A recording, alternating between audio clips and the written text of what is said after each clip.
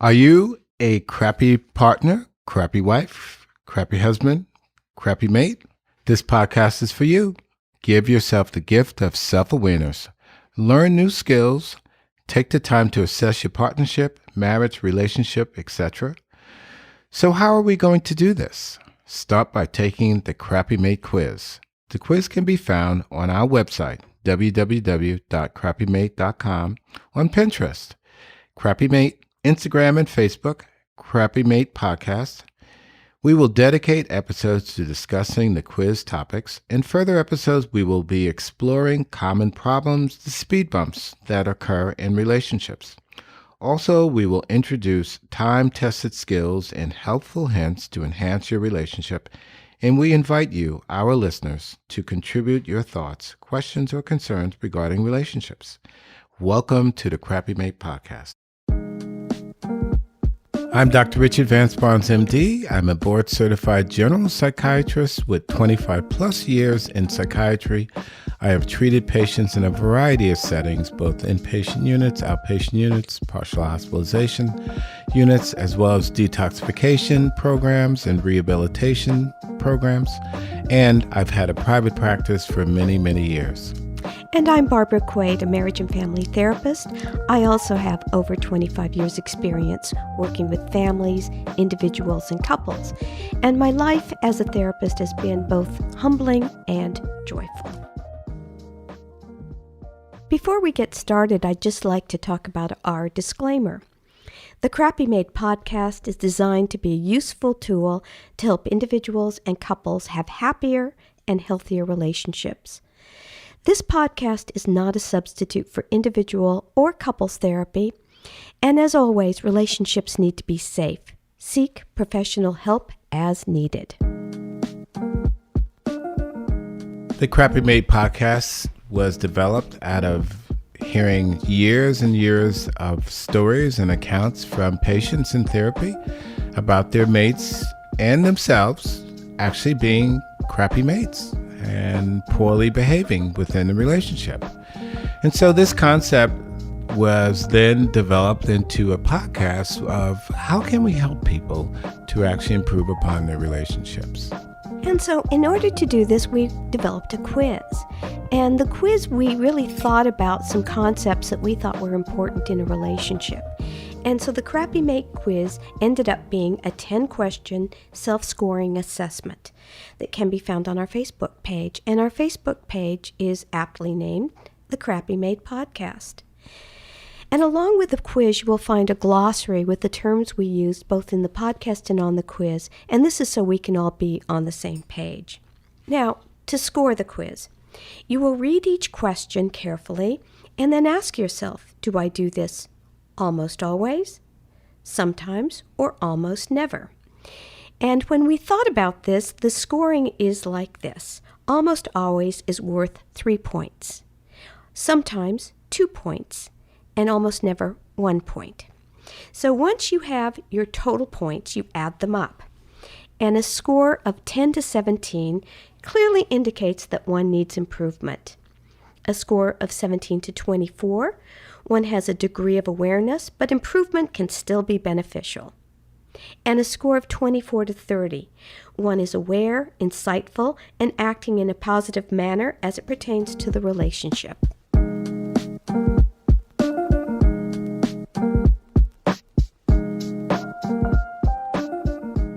So today's question, our final question on the quiz is, am I financially responsible? And our working definition for financial responsibility is living within the means regardless of the level of your means, and full transparency of financial actions. Thank you for that, Barbara. You know, when I think about and reflect on the question today, I have to say that it seems to be a very common theme driving people into therapy, and that is financial stress within a relationship. And am I financially responsible?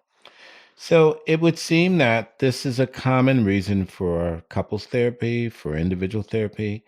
And it's an area that comes up quite often when I'm seeing my patients. It seems to me that being honest about our habits for managing our financial responsibilities, how we spend, how we save, how we perhaps waste resources, ultimately, it is how we will be managing our finances that will have a huge impact and possibly create stress, enormous stress within our relationship. In therapy, I've had a multitude of patients speak about situations in which they were not aware of the financial debts or impending financial obligations of their mates, only to find out that upon committing to the relationship fully, that they are now sharing the debt and the stress created by the unmet debts. I can recall one specific patient that I saw who had purchased a really expensive sports car. And within the next 2 weeks, the couple learned that the IRS was going to be beginning collections on them because the mate who had purchased the automobile owed some $80,000 in back taxes. So the whole issue of transparency, of being financially responsible, needless to say, the lack of responsibility, financial responsibility, and transparency will put a huge burden on any relationship. And it is the issue that, again, seems to bring a lot of people into therapy. Barbara, let me ask you, have you seen this issue of financial responsibility play a role in the therapy within your client? Oh, it's huge. It's very, very huge. I'm thinking about one couple where they need things. They wanted to go hiking during the pandemic, so they bought new backpacks, new boots, all the accoutrements to hike. But then they didn't really even go hiking. But they did spend a lot of money towards this. That same couple, one of the people in the couple wanted a new car and had to have the new car, even though there were other things that they were needing to pay. So I think this causes so much stress in a couple because you don't know what your finances are. It's interesting that you would say that about the purchasing because I often will hear of, and we call it retail therapy, right? Where people are feeling bad about a situation, about perhaps even owing other debts that they're trying to avoid. And they'll go out and they'll spend. They'll go out and buy things and not very responsible financially. But people will often use retail therapy to try and help themselves to feel better. That was probably a really poor term that somebody came up with, and we don't need it. I think retail therapy is probably not helpful in a relationship. It feels good for the immediate moment, but it doesn't feel good in general. No, I would agree with that, and quite often it still catches up with one, and they still have to pay for whatever that debt was. And in most cases, it's fleeting in terms of the joy that they receive from that new purchase. So let me share something with you, Barbara, and with our listeners. And this example is from my own personal life, and it speaks of being able to have the cooperation in the relationship and being financially responsible. Several years ago, my spouse and myself decided to remodel our home. And before beginning the project, we sat down and discussed how we were going to finance the project. Because we had decided not to take out any additional loans, we had to be open, honest, and transparent about our spending habits and about the spending changes we were going to have to adhere to in order to figure out and finance really our project. Because remember, I had said to my spouse, and look, I don't want to take out another loan for this. Let's not take out another loan. So I could admit that perhaps in my younger years, I was not quite as responsible, and my ego or my foolish pride would have not allowed me to be so transparent about how I was going to pay back the payback for the home improvement project and the different aspects of the project.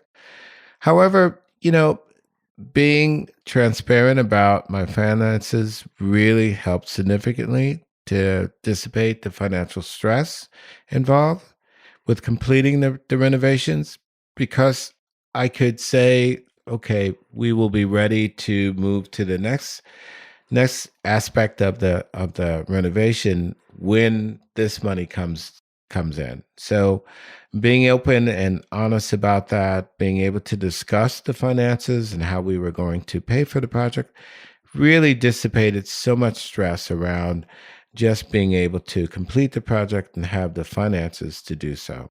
You know, what I'm hearing is that you had to come together, you had to work as a team, you had to think about a budget, and then look at some of the extra spending that you were doing just in general and not do that as much, maybe not go out to dinner as many times as you would normally. So, but you did this together, and I think you talked about it. Yes, very important to do that. And I think, as couples, one of the themes that seems to keep registering through our podcast is that you have to be a team and you have to work as a team. And respect is a key aspect to that. But you have to work as a team. And as you work as a team, you are able to get through some of the adversities and some of the issues that you have, not only emotionally, but with the financial responsibilities as well. hmm And I think you have to look really broadly at your spending. So I think a lot of us have credit cards or multiple credit cards. And that's an easy way to run up debt. If I go to Starbucks on a daily basis, I can run up a lot of debt on that. And so it's really paying attention to, what do you have? What are your responsibilities? What do you need to pay on a weekly or monthly basis? And which ones can you cut out? I think you're bringing up something that's also pretty near and dear to my heart, and that is the whole notion of delayed gratification. And the delayed gratification, in my mind, is something that helps you to be successful in so many areas of your life. And it's really a matter of discipline, but it's also being able to tell yourself that it's okay not to have this particular item, feat, action completed at this moment, but that'll be fine if it's completed later on. And so I think of responsibility, I think of delayed gratification as something that's really, really powerful, but it also incorporates discipline. But it's something that we have to look at when we are trying to be more financially responsible. We have to be able to delay those big purchases. We have to be able to delay buying something in order to pay for a debt that we've already incurred. So I think it's an important thing to be able to delay gratification as it pertains to being financially responsible. I think it's also important not to be looking over the fence at what our neighbors are doing or our friends. If our friends get something, a new swimming pool, maybe I feel I need a swimming pool. How do you deal with that? Well, I always think of that as the old term would be keeping up with the Joneses. And it has to do with kind of a copycat approach to life in terms of materialistic items and things. But I tell my patients, just like I believe for myself, is you have to run your own race always. And you have to be your authentic self always. And so what does that mean? Well, that doesn't mean that I should go out and spend $200,000 on a car if that's not who I am and I don't have it that way. No, I think that we have to really live within our means. We have to be true to ourselves, and we have to be our authentic selves always. We have to be our really who we are. And you're also talking about both people in the relationship coming together and being on the same page, which I think is difficult. Absolutely, but it's needed. And I'm not quite sure today's world, if you're in a joint relationship, a committed relationship, and especially if you're living within the same household, you have to pull together. You have to look at your resources collectively as a team. You are really in that situation a family, and you have to think of it in terms of being in a family. And transparency. You talked about that at the beginning of this podcast. So, what exactly do you mean by transparency? Well, transparency to me means that you have to be open about the little things in your life as well as the big things in your life. And you have to not be afraid to trust the person that you have committed to. You have to be able to say to them that this is what I did or this is what I didn't do. And you have to own that. You do. So transparency means in some sense, you have to disrobe yourself emotionally, and you have to be open to what is going to be seen and found. So also, I just wanted to share with our listeners some of the real true advantages of being financially responsible. Advantages of financial responsibility also include being happier, right? Having a better sense of well-being. You're going to also, when you're financially responsible, you're also going to have an increased satisfaction in relationships. But you also will, importantly, have decreased stress for you individually and for the relationship as a whole, because you know that there's not some hidden danger in terms of what you've spent or didn't spend, or what you owe or don't owe, etc. financially, that's going to creep up on you. So I like that. So I'm going to talk about some helpful hints now. You and your mate take time to talk about finances and do this regularly. Come together with a working budget. Be honest about spending. Be honest about your needs and wants. And learn to have delayed gratification. In closing the podcast today, I just want to remind our listeners of our disclaimer.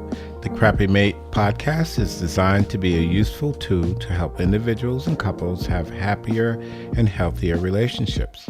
This podcast is not a substitute for individual or couples therapy.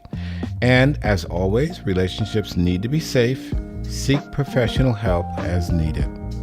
Thank you for listening to the Crappy Mate podcast. We invite you to submit comments, questions, and/or concerns about today's podcast, or give us feedback on relationship topics you'd like to hear covered. We encourage you to try our helpful hints. Give these a go, try them on for size. Remember, you can follow us on our Facebook and Instagram pages under the Crappy Mate podcast. Our website is www.crappymate.com. And please be sure to subscribe. Thank you for listening.